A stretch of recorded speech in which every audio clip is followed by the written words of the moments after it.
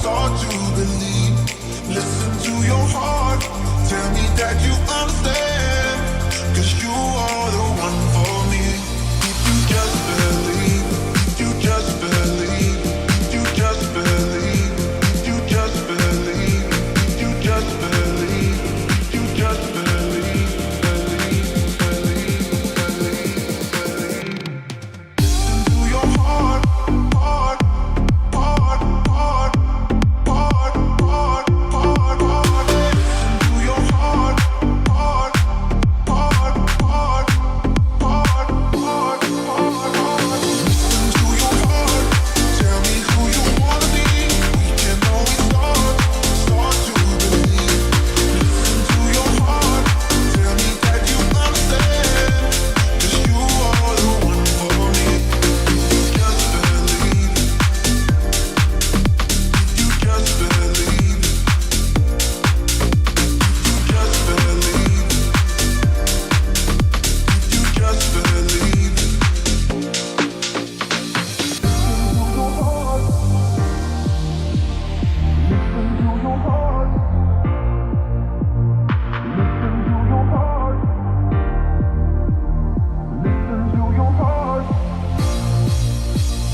Listen to your heart, tell me who you wanna be.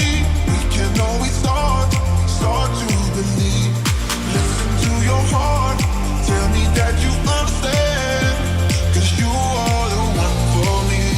If you just believe, if you just believe, if you just believe, if you just believe, if you just believe, if you just believe, believe. Listen to your heart, heart, heart, heart, heart, heart, heart, heart. Listen to your heart, heart, heart, heart, heart, heart, heart, heart. Listen to your heart, tell me who you wanna be. We can always start to believe. Listen to your heart, tell me that you understand, 'cause you are the one for me. If you just believe, if you just believe, if you just believe,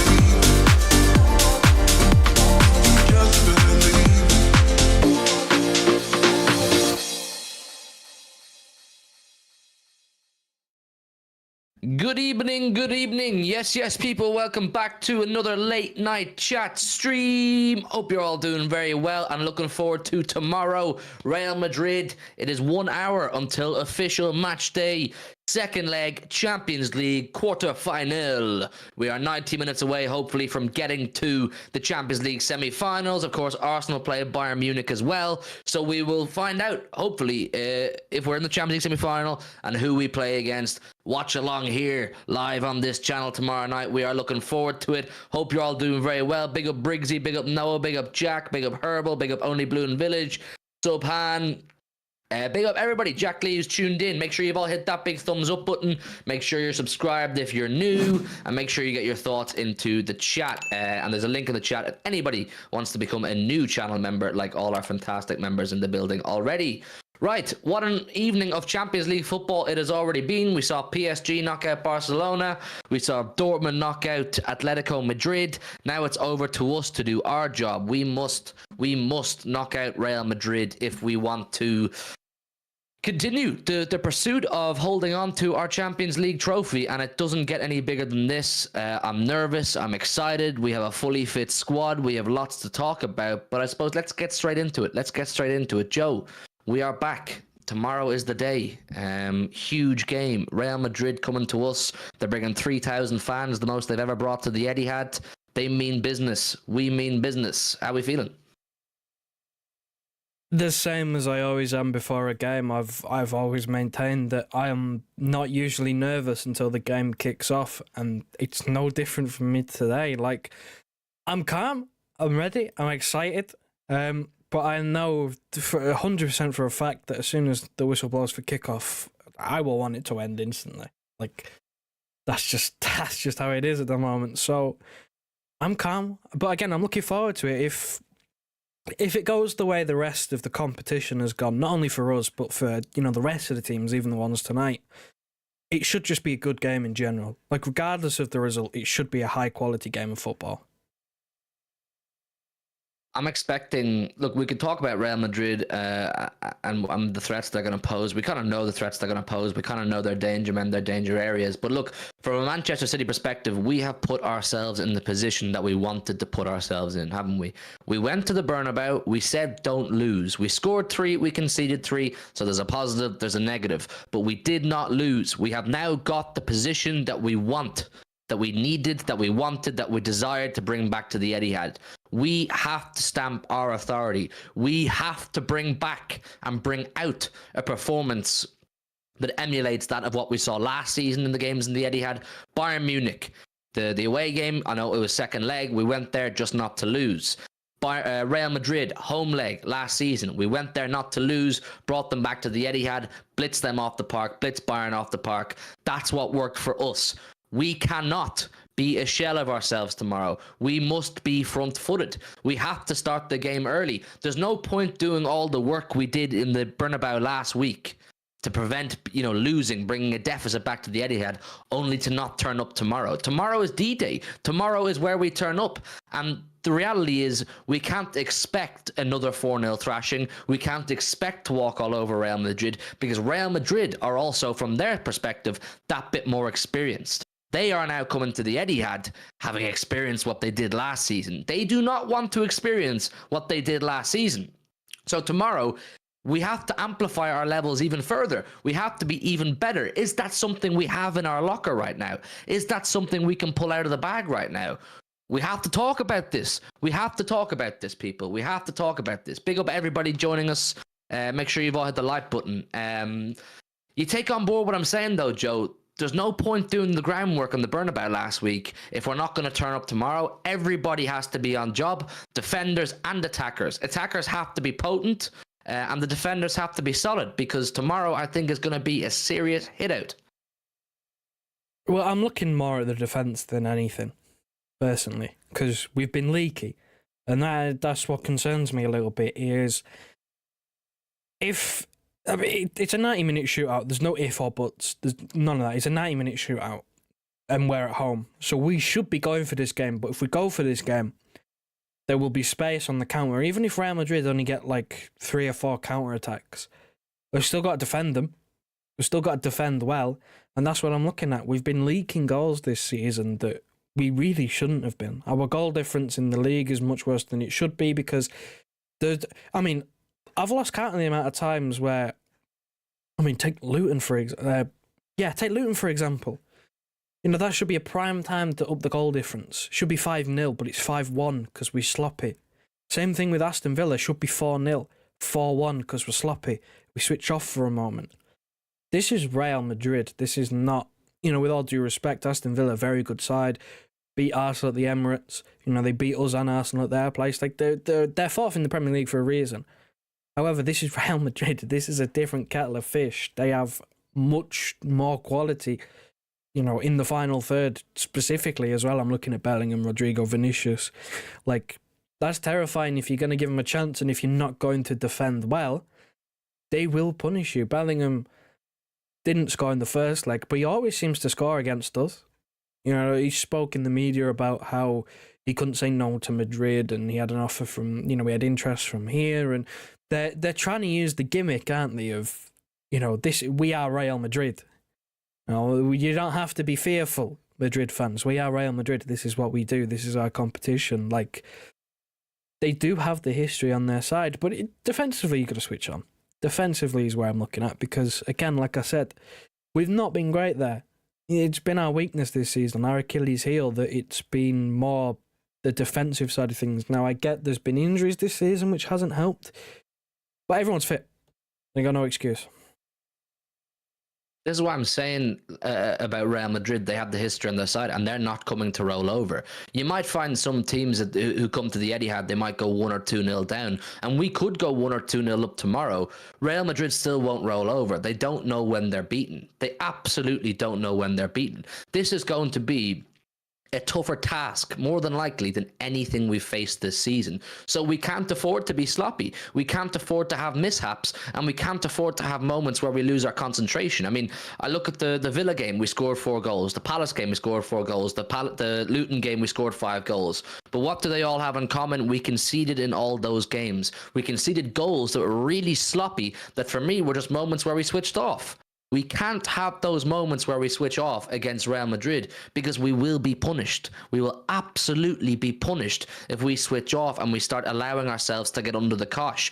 Teams like Real Madrid, even though you may not think it's the most, Galactico Real Madrid team you've ever seen, they still will punish you. Players like Vinicius, players like Rodrigo, Modric to come off the bench, all have these individual auras and moments of brilliance in them where they can change the tide of a game like that, where, if another team scored a goal against us, we might be able to settle it down, calm it down, and work our way back in. Whereas with Real Madrid, it's much, much more difficult. Now, I said about how the common theme with all those 3 Premier League games I named was we conceded sloppy goals.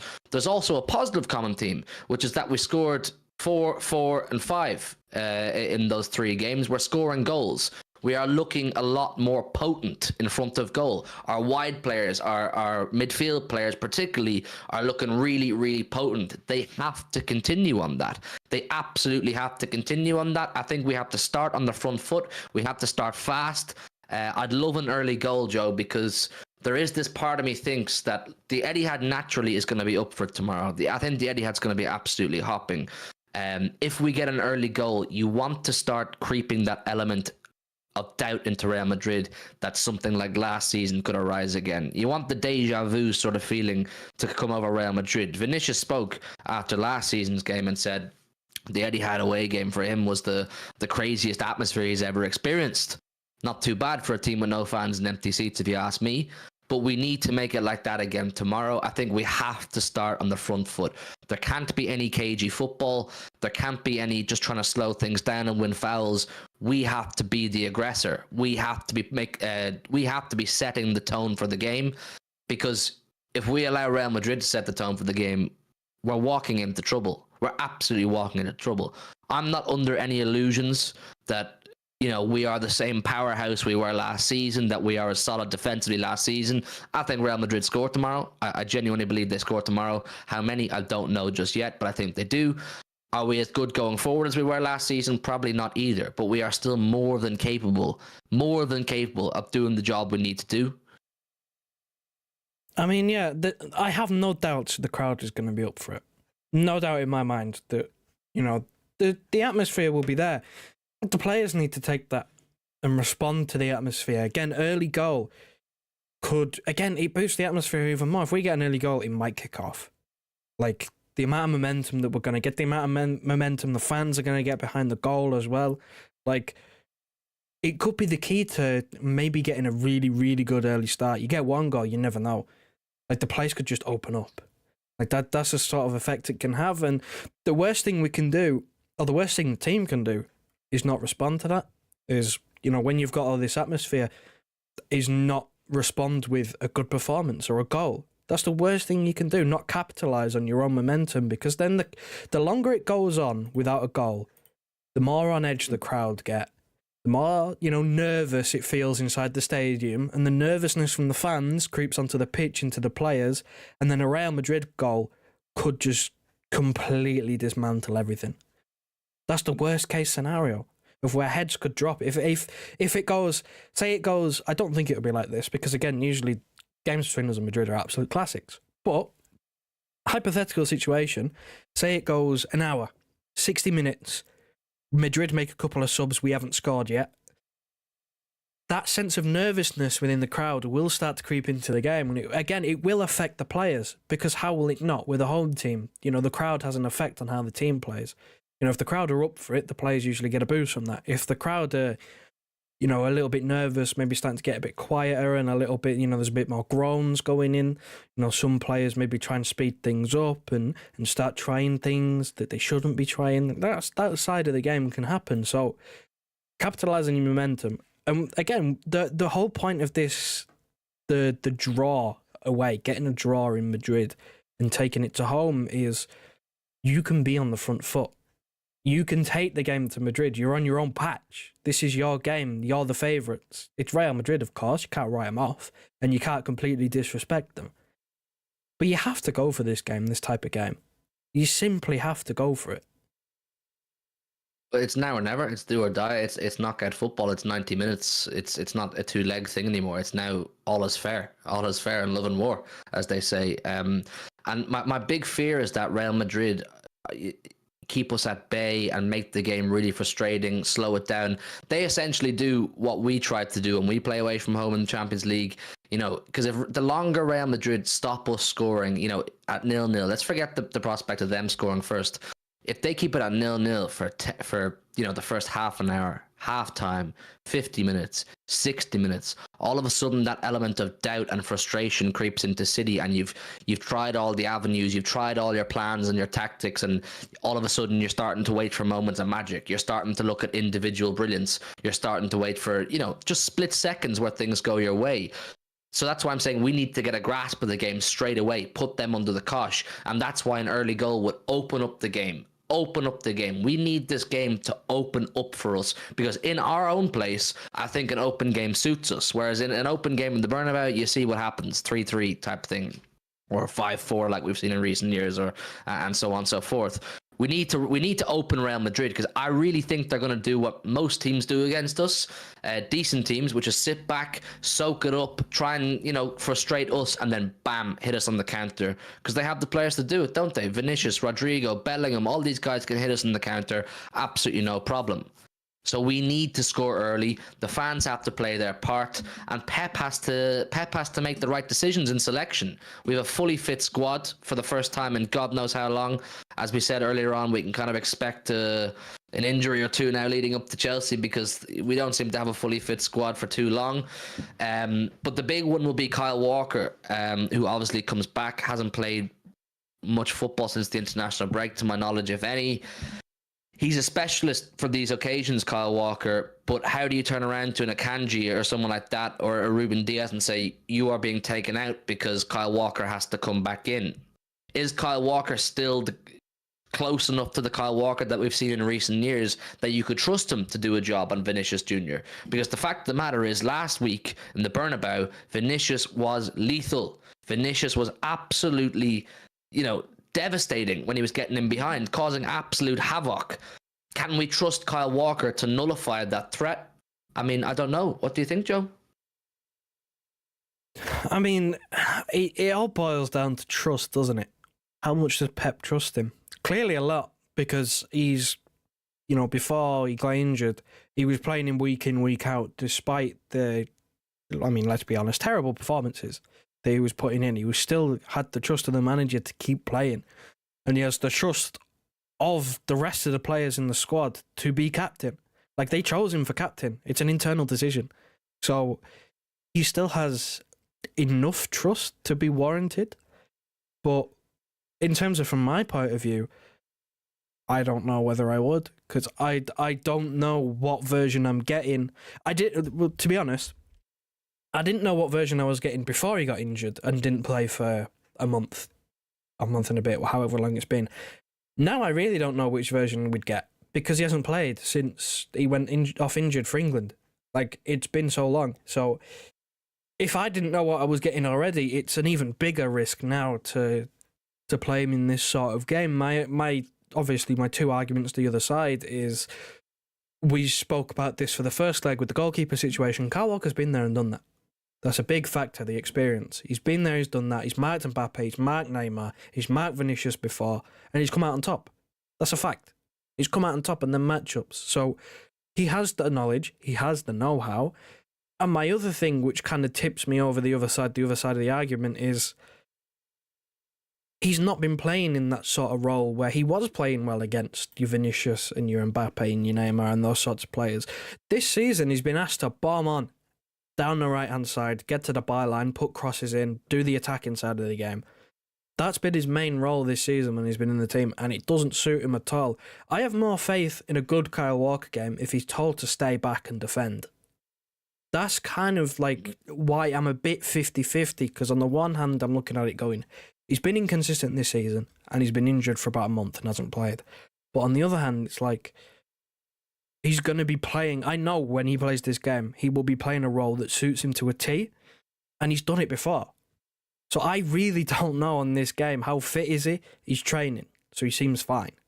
If he wasn't fine, I don't think he'd be training. I don't think he'd be available for selection. I don't think there'd be a risk, because I think you only have to go back to the weekend before Luton where Pep was saying that, he probably could play, but he doesn't want to risk losing him for the season, for an extended period of time. So I think if he's available for selection, there is little to no risk of him, doing anything and being out for a while. So it's just down to trust, essentially, who Pep trusts more for this game. I mean, I imagine we're going to be on the front foot, so it depends how you view it. If Real Madrid are going to be counter-attacking, would you rather have Walker's pace?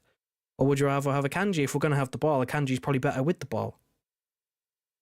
See, my thing is, I'm still so 50-50, and on LB stream a few minutes ago, I said play Kyle Walker, but I said it with half a heart. I don't mean it wholeheartedly, because I look at Kyle Walker this season and I say he's not the Kyle Walker of last season. He's not the Kyle Walker that's done good jobs against Neymar, against Vinicius, against Mbappe. He's not. He's just not the same trustworthy, reliable Kyle Walker. He's had too many bozo moments this season, too many below par performances for me to say you walk back into the team. But with that said, I still lean towards selecting him. I mean, if he doesn't play another game for us this season after tomorrow, I'm kind of okay with it, because for me, Akanji has been one of the most underappreciated players this season, and Rico Lewis in recent weeks has proven that he's well up to playing on a big occasion. Kyle Walker does not warrant walking back into the team. But then you have to really look at the threat we're up against in Vinicius and say, does Kyle Walker still have it in the tank? Now, according to City Extra tonight, he's just had a baby. Today, Joe? Tonight? This evening? Yeah, it was about 20 minutes ago or something. It caught me off guard. It's caught me off guard. So Kyle Walker, as of 28 minutes ago anyway, to City Extra, has just had a new baby. Is he occupied with that? I don't know. If he is, he's justified, totally normal. But on a footballing sense, is he the Kyle Walker that we can rely on? Can you trust him? Not match fit. That's given. He's not match fit to go up against a rampant, fully match fit, devastating Vinicius Jr. right now. I don't know. I felt really on edge last week. Every time Vinicius went forward, every time Vinicius got in behind, I felt really on edge. And I looked at it and I said to myself, would Kyle Walker be enough to slow this down? Would Kyle Walker be enough to put a spanner in the works of that Real Madrid left-hand sided attack? I said, I don't know. I don't know. If you could guarantee me a fully match fit, a fully match sharp, and in the correct headspace Kyle Walker, I'd probably say yeah. In fact, I would say yeah, but I just don't know. I mean, is there a world where he doesn't play? There absolutely is, but what does that mean? What does the defence look like then? Probably Manuel Akanji goes back into right back. Is Akanji capable of doing the same job as Kyle Walker? I don't know. I don't know, Joe. Well, he was all right in the Bernabeu, wasn't he? He didn't get crucified. He didn't get, ran around, did he? So when you factor in the fact that we're at home, Madrid should have, less chances than they did at the Bernabeu and less momentum, then, it should have, as long as Akanji's on his game, it shouldn't be any worse. So that's kind of the argument, isn't it? That Akanji's been so good, and Walker's just been unavailable. He's been so good, and Walker's been unavailable recently. How do you take him out when you weigh up the positives and negatives? And it's not the match sharpness thing. It's not even that it's Kyle Walker could have a good 60 minutes. What happens if he gasses out in that last 30 minutes against Vinicius? Tired legs, where he's just not match sharp and he just can't keep going. Is it a safer option and potentially a better option to keep him on the bench, and then if Vinicius is causing havoc, bring him on for 30 minutes at the end? Is that a potential? You got 5 subs. It's not like you need to save your substitutions for anything. Pep never makes substitutions in close games. We know this. So if Vinicius is causing havoc and you think you need someone to quiet him down, you bring Kyle Walker off the bench. And then you get the best of both worlds, because you're going to have a fresh Kyle Walker, maybe not match sharp, but he's only going to have to play 30 minutes against Vinicius, who's probably already played an hour. That I'm leaning more towards that of don't start with But is Kyle it too Walker. late at that point? Is it too late at that point? Do you know what I mean? If you give Vinicius Jr. 60 minutes and he's fully on it, is it too late at that point? Could they be out of sight? There's the potential. There's risks either way you take this, and you said on the stream earlier today, winning things is all about taking risks. So regardless of which solution that you decide, regardless of the solution you decide to go with, whether it's Walker from the start, no Walker at all, Walker for half an hour off the bench, there is an element of risk to all of that. The element of risk to not playing him at all, or not playing him until there's the end of the game, is the game could already be out of sight because he can have moments. And then, of course, the negative to him starting is he could play terribly, or he could just show that he's not match ready, or gas out after an hour. And then, Vinicius has basically got a free reign, and you're going to have to play someone like a Kanji there anyway for the last 30 minutes or something like that. So there are risks either side, but I naturally lean more towards have him on the bench as an option if you think he's dangerous, because I don't think there's much of a... I don't think that between Kyle Walker or Akanji playing, I don't think that there is enough difference between either of those to where I'm confident that it'll be the reason we lose the game. I really don't. I really don't think it's that big of a decision where, it could cost us the game. I mean, I could be wrong, but I don't think that our right-back decision decides the game. I really don't. It could do, because there's the issue of if you start Kyle Walker, you're taking out one of... I think the only one in the back four that's set in stone is Josko Vardiol. I think he's got his place. He's been so good recently. Ake's not match fit, so on and so forth. I think Vardiol starts. You're taking out one of Stones, Diaz, or Akanji. Which one are you taking out to throw back Kyle Walker in? You're upsetting the whole defensive line to put Kyle Walker back in. If I'm going to be real, in my personal opinion, it might sound crazy, but Ruben Diaz has not been very good. Ruben Diaz has not been very good. I know he's the leader, but Akanji's been outperforming him, and we know how important John Stones is to this system. Which is why I'm leaning towards keep Kyle Walker on the bench. Don't upset what we've got. Yeah, you're kind of convincing me. And then if you need him, he's there. If you think you desperately need him, he's there. See, LB had me feeling one way, you had me feeling another. Pause. But you know what I'm saying? Like, it's difficult. It's difficult to make the decision. I mean, there's decisions all over the park. I mean, even moving up to midfield, we will do a full predicted 11, but even moving up to midfield, Kevin De Bruyne didn't play in the Bernabeu last week. Does Kevin De Bruyne even come back? I feel absolutely crazy saying this, but there is a world where Kevin De Bruyne does not start tomorrow night. Now, people say, well, he played against Luton on the weekend. He didn't play in the Bernabeu. He should walk back in. But Pep's a madman, people. Pep's a madman. Pep might say Foden's cooking in that midfield. Foden's staying in that midfield. Do you know what I mean? I mean, I'm so glad I'm not in his shoes, because, my God, you can't win either way. Because, I mean, hindsight is a wonderful thing. And it's unfortunate we don't have hindsight right now. Because the scenarios is if he starts Walker and he looks completely off the pace, he's going to get crucified. And people are going to go, why'd you start him? He hasn't played. And if he starts Akanji and he gets rinsed, people are going to say, you've got Kyle Walker, why didn't you play him? He can't win either way unless it goes right. Same thing with the midfield.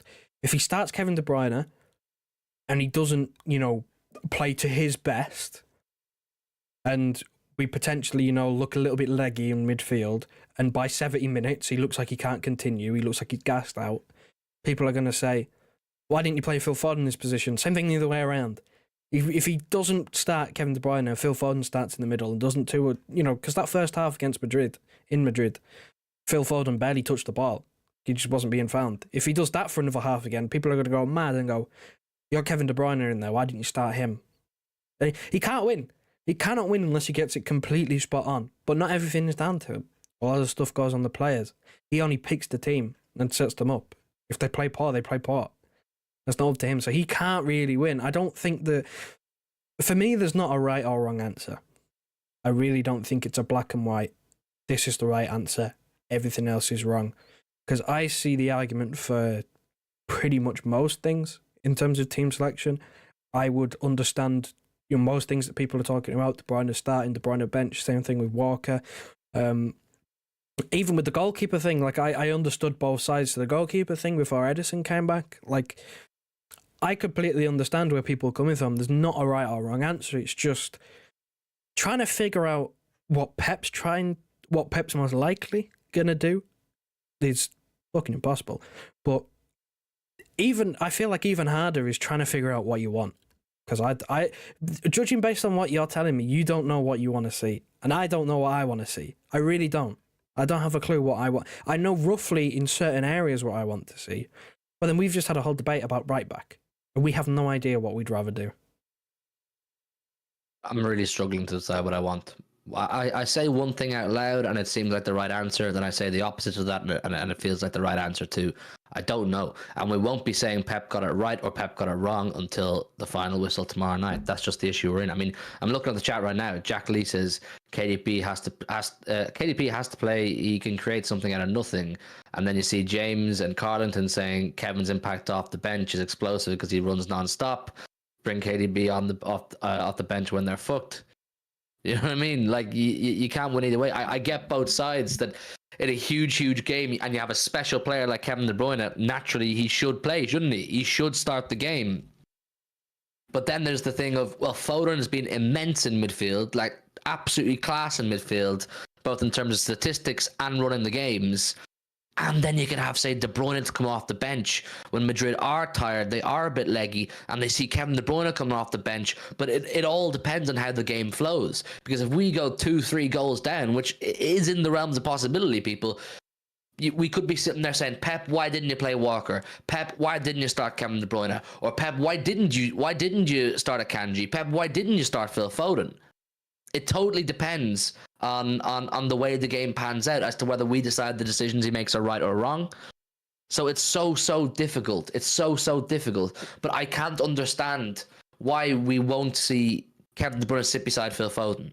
I think in our own home ground, a game where I've said it, and I said it with Chess at the top of the stream, that we have to stamp the authority. We have to be on the front foot. I'm not bothered about just controlling tempo and controlling the play and slowing it down. We need to be explosive. We need to be going for it. And which two midfielders do we have are most capable of making something happen in the process of going for it? Kevin De Bruyne and Phil Foden. I really think this is the kind of game where you unleash them both beside each other and say, go and create, go and score, go and be devastating to that Real Madrid defense. But we're not going to see it, are we? We're not going to see it. Unfortunately, there's a world where potentially Julian Alvarez starts beside Kevin De Bruyne or Phil Foden. You just don't know what he's going to do. If it's Alvarez in the midfield, I'm waving the white flag on the stream tomorrow. And I'm gone.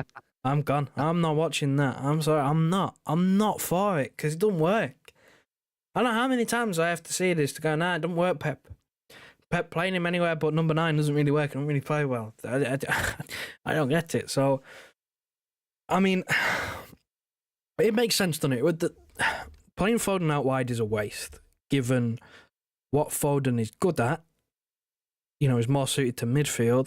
But also, we have not played, you know, proper wide football, like winger-style football, in about, 4-5 years, maybe more? Like, I'm talking Sterling Sane type of wide players. That was when we played wide. We've not played wide with, you know, proper wingers for ages. So, our wide players for the last, I genuinely say 3-4 seasons, since we basically signed Grealish, our wide players have always been about control. Jack Grealish, Riyad Mahrez, Bernardo Silva, Foden when he's played out there. Those are the players that we've had in wide areas. I don't think the control is hindered by playing De Bruyne beside Phil Foden. No, that's not the point. That's not the point I'm making. That's why I think Phil Foden is wasted on the wide areas. Because if you're using it just for control, that's a huge waste of talent that you're taking out of the side by having Phil Foden playing wide right, to just receive the ball and keep it moving. That's such a waste. Especially when you have someone like Bernardo Silva playing in the middle instead, who's not naturally creative, who's not a goal scorer. He's not a match winner. Bernardo Silva's not a match winner. He helps us win games because he plays really well. He's always up for big games. but he's not a direct match winner. He's not going to score a winning goal or get a winning assist. He's not a moments player. That's not the type of player he is. That's why he's so underrated. That's why he never gets the praise that he deserves, because he does all the dirty work. The same thing as Grealish when Grealish is in the side. We play better, but he does all the dirty work. Which is why I'd rather have my two match winners in the middle of the pitch, directly influencing what happens in the final third. But again, like you said, we will not see that. We just won't. I know we won't. No, we won't. But I'm never going to tell Pep how to run his team. But it just feels like, to me, like the right decision. Having watched both of them over the last few weeks, having watched both of them build up to this game, it feels like the right decision. Phil Foden rested against Luton. De Bruyne didn't play in the Bernabeu. So they both have equal amounts of rest over the last week. They both should be primed and ready to be dangerous through the middle. But Pep won't allow them to both be dangerous through the middle. I mean, my guess is we see Bernardo, potentially Kovacic, beside Kevin De Bruyne, which is, it's just not what I want to see. It's not what I want to see. Imagine you're that Real Madrid defense. Am I right in saying Tchouaméni suspended or someone suspended? I'm not too sure. He is. Yeah, so they're going to have to go even a man down further, Real Madrid. Imagine you're that Real Madrid defense or midfield, and you see Rodri, Foden, and De Bruyne as a midfield three up in front of you, and John Stones coming up from behind as well. You're going, Jesus, they mean business. They mean business. And you're going to be more wary as it is, because our biggest worry with Real Madrid is that they hit us on the counter, and they're threatening at pace on the counter. They're going to be less likely. They're going to be less likely to bomb forward on the counter if they know Phil Foden and Kevin De Bruyne are sat right in the middle waiting for the ball to be given back to them, and they send Erling Haaland through. Or whoever, or Jack Grealish or Bernardo Silva. There's enough control with Grealish on one wing, Bernardo on another, Rodri behind, Stones stepping in, and it's not as if De Bruyne and Foden can't control games. It's not as if they give the ball away very often. It's not as if they have a lot of mishaps in them. There's control. If we're so worried about control, we're worrying too much about control, in my opinion. I think we have it there. I think this idea that you can only have control if you have Mateo Kovacic in the pitch, or you have Julian Alvarez beside Kevin De Bruyne, it's a myth to me. It's a myth. These are really gifted, really talented players who are dangerous in every sense of the word. Both De Bruyne and Foden are our two biggest hopes of scoring tomorrow. Not Erling Haaland.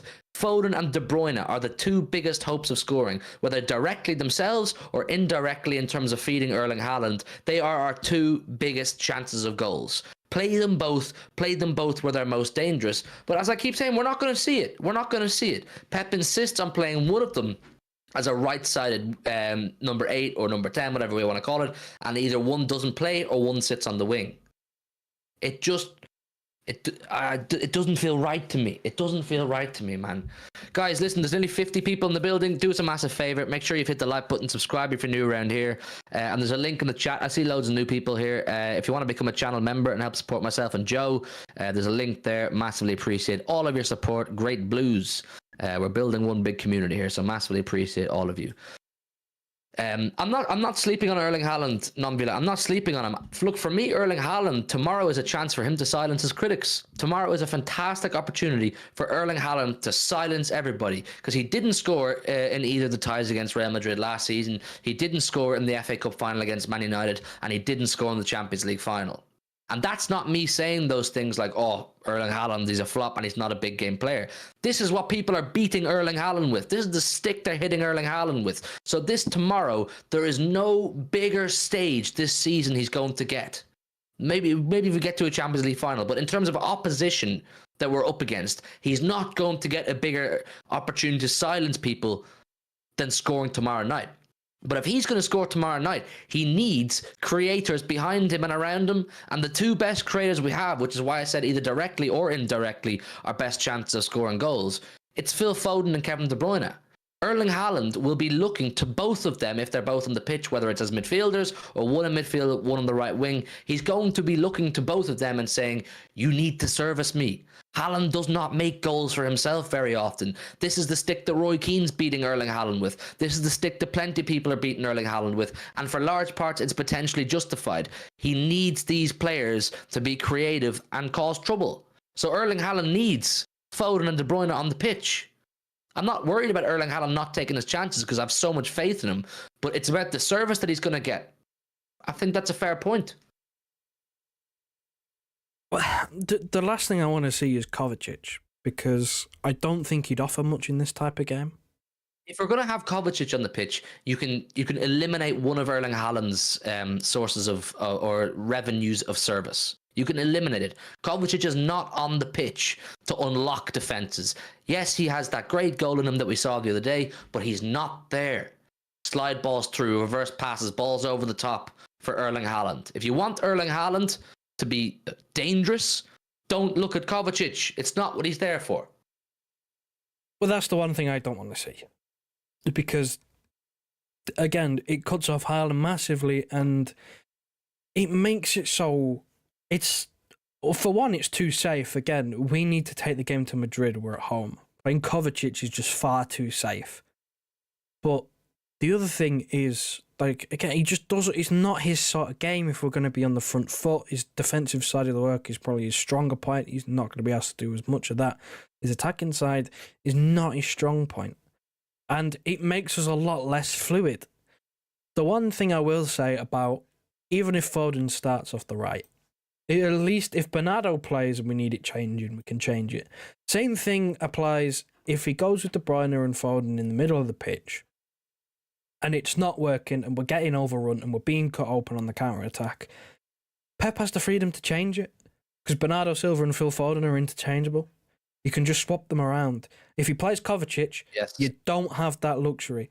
Kovacic is midfield only. You're spot on. You're spot on. If Kovacic is on the pitch, it's a bad sign to me. And not because I don't rate Kovacic, it's a bad sign to me. You're spot on. Bernardo and Foden need to be both on the pitch. Have to be. Imperative. Because they can interchange, they can be fluid. But if you have Kovacic there, you're eliminating one of your creators. I think you're right. And it just makes us... It makes us worse in this sort of a game. The quality is not because of the quality of the player, it's because of the type of player that he is and the situation of the game, given the context. It will make us worse. It will make us more predictable and and less fluid. And that's just a simple matter of fact, is because he can't interchange with players, because he's not the greatest going forward, apart from the occasional screamer that we've seen this season. Even then, it's still like so hit or miss some of his finishing. He's not picking up a final ball, and he's not covering the ground that Bernardo Silva does, because not many players do. It will just make us worse. And it is, to me, it's a sign of respecting Real Madrid too much. You know, we need to respect them, of course we do. It is Real Madrid. We keep saying this. But there is a certain amount of respect you have to have for yourself as a footballing side, which we need to have, where we can't allow ourselves to go, Real Madrid counter-attack, play Kovacic, make sure they're not as dangerous on the transition. Don't nullify them. It's on us to score, to win this game. We're at home. You know, Real Madrid are just going to sit there and take what the game gives them. That's what happens when you're away from home in Europe. So playing Kovacic and playing more to nullify Madrid, it just weakens us. And it's not what you want to see at home. It's a massive sign of, maybe not overthinking, but again, just cowardness. Scared. You can't be scared. Not after last season. We're a different side, yes, but you can't be scared after last season. No, I think if Pep gets an attacking selection together tomorrow, I think we could be devastating, really and truly devastating. With all due respect to the two players, I don't want to see Alvarez or Kovacic start the game. I don't want to see either of them start the game. I need that midfield to be really, really fluid and threatening. Really, really threatening, dangerous, and causing problems. Because both Kovacic and Alvarez, if they're in midfield, either of them, they won't cause enough problems offensively. I get Alvarez will run around out of possession and put pressure on the Madrid midfield and defence.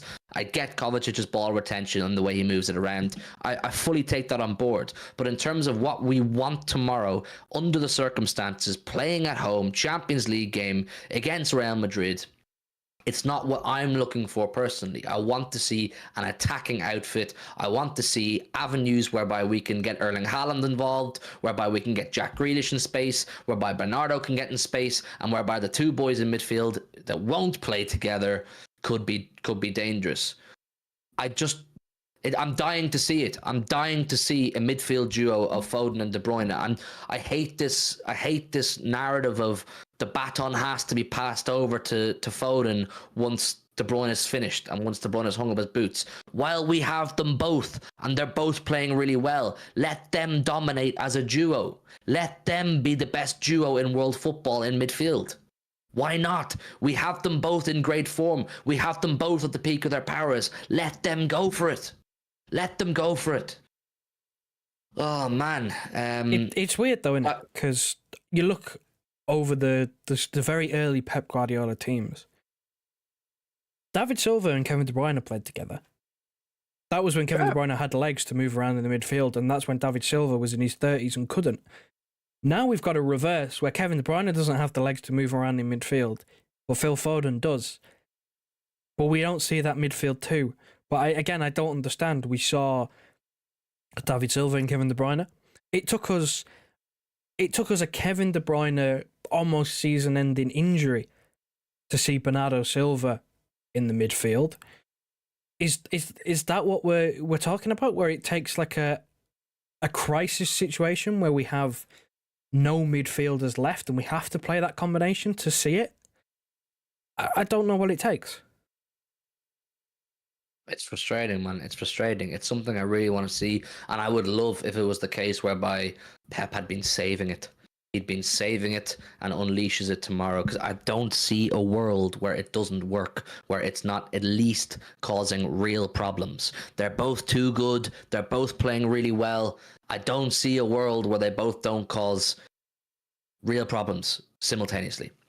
Listen, guys, make sure you've all hit the like button. Make sure you're subscribed if you're new. I think we're one subscriber off 7.63k, so hit the subscribe button, and there's a link in the chat if any of you want to become channel members. You'd be massively appreciated. But yeah, big up James Derbyshire. Says we will work it out in Pep. We trust. I do trust in Pep. I do trust in Pep. He just has such big decisions to make tomorrow that are season defining. I will take the double treble talk serious come Sunday if we've beaten Real Madrid and beaten Chelsea. If we've got to the FA Cup final, and we've knocked out Real Madrid, I will begin to take treble talk serious. Double treble talk. Oh, hey, LB Raid. Big up everybody coming from the LB channel. Big up It's LB and all of the viewers coming in. Yeah, he sent the redirect. Welcome, people. We're just having a chat. Discussing tactics and players and that sort of thing. Make sure you've all hit the like button. Make sure you've all subscribed if you're new. Anybody wants to become a channel member, like Pun Eating, like the boys already there. The link is in the chat now. Massively appreciate you all.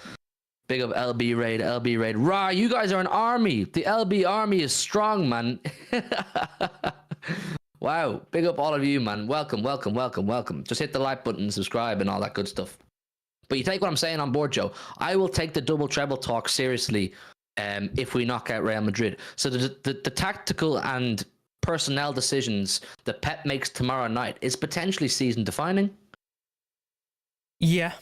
I mean, I'm still kind of not, even if we get past Madrid and Chelsea, I'm still kind of not even taking double treble on board even then, because we're going to have, given the fact that we play Chelsea at Wembley, we have another situation where we will be a game behind. We will have a game in hand until pretty much, well, until the final day of the season. We play in that midweek slot between game week 37 and 38. That's Spurs away as well. So it's not an easy game in hand, and it is another game in hand for basically the rest of the season. So that's kind of where I'm sat, where I'm not even taking double treble seriously until it is like a reality. There's still 6 games left to go for us in the league, and we will be behind at one stage in terms of games played. So there will be pressure on every single game that we play. There was already pressure because we're top, but there's even more pressure knowing that we're more than likely going to be behind in terms of, we're not going to be top when we play. Yeah, but And it's then in our again, like you hands. said, it is in our hands. It your is in game. our hands. It's win our games. Win our games, you win the league. This is what I'm saying. Knock out Real Madrid. I fancy us against Bayern Munich. And I fancy us against Arsenal too. Because I'm telling you now for a fact, Arsenal will not win the Champions League. I'm putting that on record now. Bookmark it, clip it, whatever you want with it. Put it on your bedroom wall. Arsenal will not walk back into the Champions League knockout stages after 14 years and win the goddamn competition. They won't. I fancy us with our experience, with everything we have already behind us, current European champions, to knock out Arsenal. Beat Chelsea on Sunday. We're into an FA Cup final against Coventry or Man United, which is 50-50. I'm telling you now as well for a fact, people, Man United versus Coventry, it's not a foregone conclusion. Either way, I fancy us to beat either of them in FA Cup final. So at that point, it's then just win your Premier League games. You win the league. It's there for you. So this season, this week for me is totally season defining. So Pep has to make the right decisions. Yeah, well, I've never once doubted that. Of course it's season defining, and of course it is there for us. But from where I'm coming from, I don't know, maybe this is just the way I analyse it, and maybe I'm just a negative Nancy. But like I wouldn't even consider double treble still, even if we get past Madrid and Chelsea. I still don't consider double treble. That's just the way I think. I don't know what it is. Just one game at a time. I will wait and reserve my judgment, because we still, at the end of the day, we still got to do it as well. Like, we still have to go out and do the business. But again, I'm not thinking about it because I'm not expecting it. I'm still not expecting it, because why should I expect the standard to be back-to-back trebles? I don't expect that. I still don't expect that. And I think it is a little bit unfair for anybody to expect that, because you'll be disappointed if it doesn't happen. And that shouldn't be a disappointment to not do it again. No, I get that. I fully take that on board. I just think it becomes more of a reality after this week. That's just me. That's just me. LB in the chat says, sorry for the delay. Me and Martin were speaking about trains. I'm sad I missed out on that now. You should have let me know you were going to speak about trains. I would have stuck around. I love a good train, me. Listen, 150 in the building. Make sure you've all hit that big thumbs up button. All of your support really, really, really does help. I can't thank you all enough for joining us this late at night. Subscribe if you're new around here. And there's a link in the chat if anybody wants to become a channel member and help support me and Joe. $3.99 will make you a channel moderator. You get a badge beside your name, loads of emojis, and access to the Discord. Loads of cool stuff.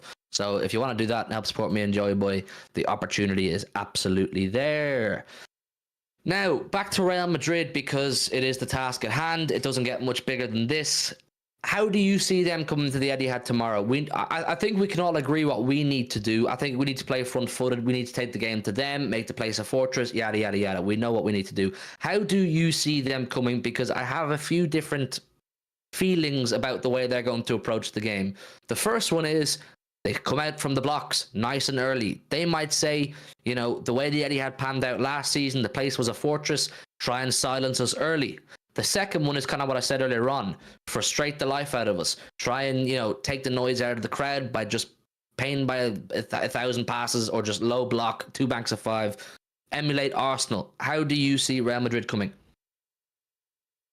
I mean, emulating Arsenal, with statistically in the first leg, I wouldn't say it was domination, but statistically the possession was what? 60-40 at best to us. We had at least 60% possession, and that was at the Bernabeu. I don't see a world in which they come out front-footed and try and stun us early. I could be wrong, but even going back previous years, they never did that. Even when they knocked us out, they never tried to stun us early. You know, we got them early, and they just came back. That was the way they did it. They had this, I hate the word, but they did. They had this aura of where it was just Real Madrid. It felt inevitable. So if they've been doing their homework, it's Carlo Ancelotti, and I'd kind of hope a manager of his quality would be doing his homework and knowing what he's doing. They should look at that game that Arsenal played against us and look at the personnel they've got and try and emulate that. Because I have more fear, and I think you'll agree, I have more fear of a Vinicius Jr. counterattack than I do a Bukayo Saka counterattack. So if they can do what Arsenal did and shut up shop, which Arsenal did successfully. Now, Arsenal, I think, have a better defence. At least on paper, have a better defence than Real Madrid. So it might be a bigger ask. But if they can be solid and shut up shop and then counter-attack, I think they'll have more joy in the counter than Arsenal did. It's just about, can they keep us out? Or can they limit us? I don't know whether I don't think they'll completely keep us out. I think they'll really struggle to keep a clean sheet. I really do. But how much can they limit us to scoring? Can they limit us to maybe just one?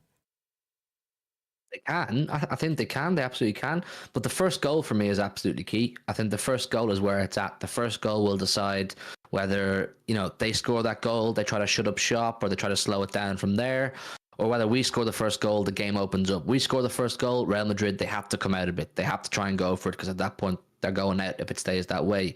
So the first goal is absolutely huge. But look, that's kind of that. We're going to move into a predicted 11 now. There has to be some good discussions, people, on what players we're going to select. I got halfway through one with LB and Martin over there, but we're going to do a full one here. We'll try and get through it as quick as possible. But I do want to have discussions about individual players.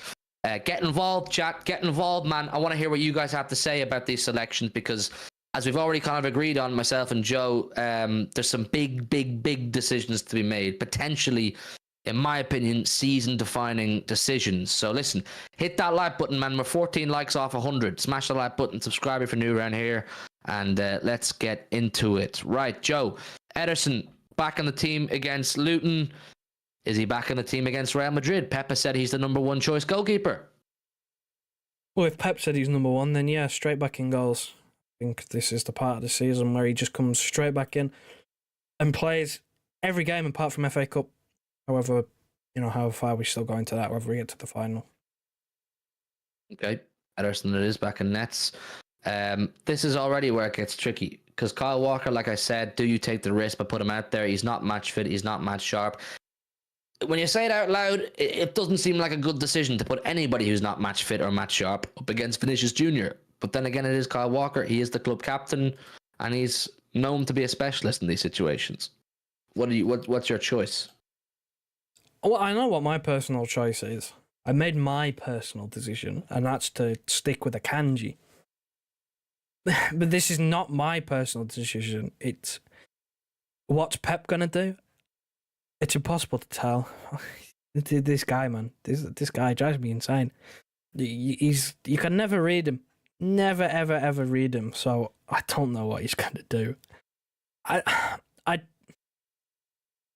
don't have an answer. I don't know what Pep's going to do. Well, you got to make a prediction, mate. You got to make a prediction.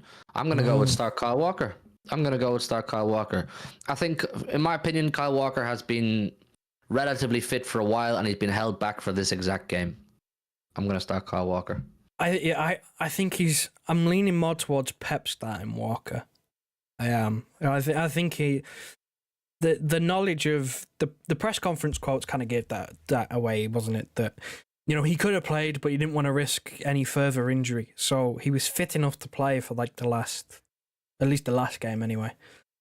So I think he has been trying to hold him back a little bit. I mean, it could blow up in his face, but it's a big decision. And then the left side, left back, it's Vardiol. Vardiol's been excellent. You can't turn around to Vardiol and say you're not playing tomorrow night. Ake, he's just come back into training. He's just, he's back with the squad and that, but he's nowhere near match fit.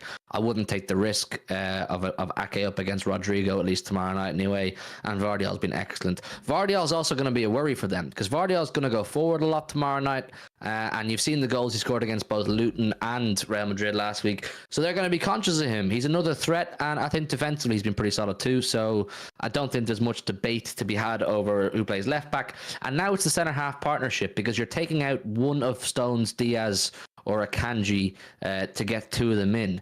Now, Stones, we know, is playing with a bit of a knock. I would imagine he's taking painkillers at the minute. Ruben Diaz hasn't been in his best form this season, and Akanji's been excellent. So how do you navigate this? Well, it's going to be Stones and Diaz for me. I think it's fairly simple. Pep seems to trust that duo regardless of... I don't think Diaz has played too many times this season, but I thought he was all right in the Bernabeu, and he's a leader. So we're going to need a bit of organisation. If Madrid are going to try and catch us on the counter, we need some calm heads and some defenders. So it's harsh on Akanji, it really is, because really harsh. it fits that Ake mold of he's just always so consistent. He's always good. He rarely drops a blunder. But it is what it is. It is what it is. Game's the game. Is that what you're saying? Game's the game. Game is the game, unfortunately. If I'm reading Pep Guardiola like I think I'm reading him, which is impossible, it's Diaz and Stones. Well, he's definitely Stones for one. I'm 99% confident, unless he I don't know, falls down the stairs tomorrow, breaks his leg. Then I mean, he could. He's made of glass, but unless a freak of nature thing happens, John Stones will play. I think he didn't play against Luton. I thought he was held back. I don't even think he was in the squad. They were definitely saving him for Madrid. Okay. Big up P-Dubs in the building. Big up Human Brother. What's up, Joe? We need the Sharks, Huey. P-Dubs, did you know he used to be a channel member? Or did it run out? I thought P-Dubs became a channel member a while ago. Has he lost his badge or? I don't know what's going on. Good to see you, P-Dubs, man. Good to see you, Jeff. Yeah, I think it's Diaz and Stones. I think Pep's going to do exactly as you said. Tell Akanji the game's the game. That's what he's going to be told. He's going to say to Manuel Akanji, unfortunately, Manu, the game is the game. You're playing against Chelsea, brother. You're playing against Chelsea in Wembley. Not a bad one either. But big up Dudley as well. Right, I agree. I think it's going to be Diaz and Stones. A lot of people unhappy with Ruben Diaz being in that selection. I've seen on Twitter, I've seen in LB's chat, a lot of people don't want Ruben Diaz, but I just feel he's a leader, he's a general, he's made for these big games, and I find it hard to go into any big game like this without Ruben Diaz. He always has that quality in him, he has that character in him, so yeah, man, it is what it is. I'm going with Diaz and Stones as well. Right, moving to midfield. Rodri, go into your natural habitat, mate. Go where you belong. Yeah, no debates there. No debates there. I think personally, right, the rest of this team picks the personnel picks itself. The positioning is where it gets funky. What do you mean? I think the rest, the front five, the midfield and the front three, the two attacking midfielders and the front three. I think the players, the personnel, the actual players who are going to start, pick themselves. I don't think there's any other options in terms of what I think he'll do. I think I know which way he's going to fiddle with it. But Kevin De Bruyne will start this game. I have no doubt. He was supposed to start in Madrid. He just felt ill. Put your five in, and we'll discuss. Kevin De Bruyne, Bernardo Silva will sit next to him because, again, like we said before, he won't go with Foden and De Bruyne. So Foden will be on the right. Grealish will be on the left. He didn't play against Luton, did he? So he's had a full 90 off. He will play. Same thing with Haaland. Haaland played against Luton, but Haaland will play up top, 100%. That is the rest of my team. If it was up to me, I'm swapping Bernardo and Foden. Positionally, I'm swapping them. But this is a predicted 11. This is what I think Pep is going to do. But unfortunately, it's the other way around. I think Bernardo Silva will probably be in the middle, at least to start the game. It's probably really bad content, but I agree. I agree. It's just what else? What else is he gonna do? Like, this is kind of the blueprint. Like, this is what he's done. Yeah, I've already said it, and I don't need to say it anymore. I wish we could see Foden sitting in beside Kevin De Bruyne as the 2/8s or the 2/10s, whatever way you want to call it, and put Bernardo out in the right wing, and that can be so fluid. That can interchange. I mean, look, the main thing is that both of them are on the pitch, because I think even the way it is right now, you have it there, Foden on the right, Bernardo in the middle. It still can be fluid. It still can interchange, and we know when Foden plays in the wing, he's not restricted to just playing on the wing. He will go across the front three a lot. You will see him hovering into number 10 kind of areas. We just, as a fan base, or at least me and Joe anyway, can only speak for us, we would look to see him get that central role and be given that central role and told that's yours. But Pep's not going to do it, is he? Pep's going to want Bernardo in the middle for the pressing, for the energy, for the intensity, which I believe Foden can do that as well. I really do. It just is what it is, I suppose, isn't it? Well, like we said before, game's a game. It's whatever. Like, they're so... This is why, again, we said this before, Kovacic starting would be so bad. Because at least with this, the way that this is set up, it's so interchangeable that, say we go a goal down, can move Foden into the middle and have a more attacking midfield. say Foden starts in the middle, we go a goal or two up. Put Bernardo Silva in the middle. Shore it up a little bit. Like, you have room to move this about. It will not stay static like this. I can assure everybody that this will change. They will be interchanging a lot. Foden will, naturally drift inside. Kevin De Bruyne likes to go into a wider area and try and cross the ball at times during games. It will change. They will swap about with each other, which is a good thing because it can keep teams guessing. Who do you mark? Who do you not mark? That sort of thing. But, yeah, I mean, I'd rather it the other way around. But again, game is the game. If I know my manager, which has been here for a while, I think I know him, Bernardo Silva in the middle in a big game is just kind of nailed on. Yeah. I get it. Game is the game. Bench doesn't look strong, maybe. Who do you have on the bench then? You have Alvarez, Oscar Bob, Doku, Ake, Akanji, Carson, obviously. Kovacic, Nunez. Yeah, there you go. The bench is the bench. This starting 11 that we have here on screen is the starting 11 I believe beats Real Madrid. I really do. I think with the interchangeability between Foden and Bernardo, Haaland on form, De Bruyne on form, Grealish doing his thing, I think this is the team that beats Real Madrid tomorrow night. W's in the chat if you agree with that, guys. Make sure you've hit the like button. Make sure you've all subscribed. Big up to everybody who's come over from LB's channel. Anybody wants to become a channel member and help support me and Joey Boy, there's a link in the chat now, as always. But yeah, I mean, that's kind of it. The talking's kind of done. Let's get our score predictions in. Might be the biggest score prediction of the season, or at least this season so far. Chat, start getting your score predictions in. Joe, as always, you get the luxury of going first. Yay. I've had this in my head since yesterday when we did the show with Stephen Tone. Because they got their score. I think they both said 3-1. I'm going to go for a 3-2. I think we keep the streak going of scoring 3 in every single Champions League match this season. But I just had the way that the tournament in general has gone, in terms of just games in general, and the way our games have gone against Real Madrid specifically, it just should be another classic. Like, it should just be a good game. I'm going 3-2. Then we nick it. Right, Party Time says 4-2. Timmy says, or Timmy says 3-1. MCFC says 3-1. I'm along the same lines as you. Carlington says 2-1 City. I'm along the same lines as you, Joe. It's going to be a blockbuster game. 3-0 half time from James. Wow, I would love that. I think it's going to be a blockbuster. Some of you may not like this prediction, but I think it's going to be 4-3 Manchester City.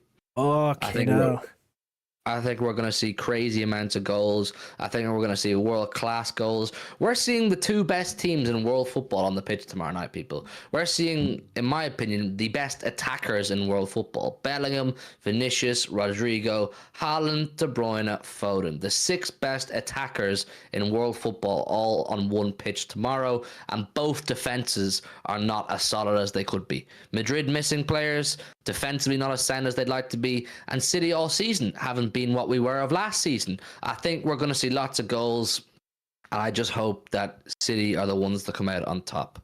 That's just my prediction. I can already envision it. Like, honestly, if he's mystic and he's right, you might want to tune into the watch along tomorrow, because I might die on live stream. I can't take it. I can't take another game like that. I don't have it in me. Remember our last Real Madrid watch along years ago? God. That took years of my life. That was, my God. I've gone grey because of that game. I'm going grey on the back of my head. I can't have another one. I can't be having last minute equalizers and last minute winners, and like I can't do it. Only Blue and Village says 3-1. Dudley says 3-1. A lot of people going with 3-1 City. I could see that happening, but I think we got to score first and we got to set the precedent. I don't see a clean sheet, and that's just me paying respect to Real Madrid. That's just me paying respect to them. I don't see a clean sheet. They have goals. They do. That's just bottom line. So that's kind of it. Craig Party Time. Bayern Leverkusen might have something to say about that. They haven't lost a game. They're probably one of the best teams and most informed teams in world football. That's true. I suppose my point, Craig, about the best 6 attackers in world football, it's kind of an open-ended statement. You know what I mean? On paper. On paper. You know, in terms of pedigree and names, probably the 6 best, but it's open to debate. I don't mean it literally. you can take it, Joe. If Saeed watch along 5-0, Saeed will be doing a watch along. I'd say Matisse and Saeed will be doing one of their joint watch they're along. doing a fucking hate along. Yeah, that's usually a good sign for us because every time they usually watch Arsenal usually score about 4. Yes, yeah. And whenever Saeed watches Liverpool win. So he stopped watching Liverpool recently, and they started losing. I'm serious. Saeed has an impact on whether Liverpool win or lose. So from his house in Stockport or wherever he is now, he has an impact on Liverpool results, which is absolutely crazy. But Saeed, please, I'm begging, watch us tomorrow. I beg, please, don't watch Arsenal, watch us. I know for a fact that if we start losing tomorrow or it goes tits up, he's going to ring me. And he always rings me, but except this time we're going to be live because we're doing a watch along, so it'll be live on our watch along. People tomorrow night, myself and Joe doing a watch along. I've no doubt in my mind that Saeed will ring us if it goes tits up. I hope it's not the case though, because if we win, I'll be joining theirs and letting them know how good we are. If City win Champions League, then likely next season City play Bayer Leverkusen in Super Cup. That would be sick. I would love to play Bayer Leverkusen. Where I don't even know where the Super Cup is this coming summer, but I might go. Big up Tyrone Douglas. Big up everybody. Make sure you've all hit the like button. We're 3 likes off 100. The subscribers growth has been great recently. Loads of channel members and that good stuff. Anybody who wants to be a channel member, the link is always there. Massively appreciate all of your support. Myself and Joe are doing our first live watch along in years tomorrow night. So if you would like to join us, we will be here from half an hour before kickoff. So 7:30 we'll be live tomorrow night. We might do a stream tomorrow afternoon, but I don't really know what more to talk about because we've done our preview at that point. If any more news breaks, we might do. But other than that, the talking is kind of done, people. The talking is kind of done. So listen, it's 12:10. The nerves are starting to kick in. Joe's always ice cold, man. He's known as Ice Cold Joe around here. Isn't that right, Joe? Yeah, I have a tendency not to react to things and not be very... I always say I'm not nervous. Yeah, the watch along, yay! Oh my god, I have such a horrible feeling now that it's ticked over to the 17th. It's match day. I've seen the notifications saying it's match day, and it's like countdown. I don't like it. Yeah, man, I love and hate this stage of the season at the same time. Because earlier on the season, you can always kind of be like, oh, there's loads of games to go, and nothing is said and done. Not tomorrow, things can be said and done. You know what I mean? Tomorrow, things can be very much said and done. Hugh, did you get your ticket for Chelsea at Wembley? I'm not going, Craig. I'm doing a watch along. We're going to do a watch along for Chelsea as well on Saturday. So I'm not going. I might go to the final. I'll have to see. But I want to make more content on this channel, so I'll probably go to less games. But when I do go to games, I'll do vlogs. But I have to decide which ones I want to do vlogs for and which ones we want to do watch-alongs for. So trying to make more content, man. Like I say, and if you guys appreciate the content, all I ask is that you like, subscribe, and support whatever way you want. So listen, that's kind of it, people. Big up to everybody who joined us from LB's channel.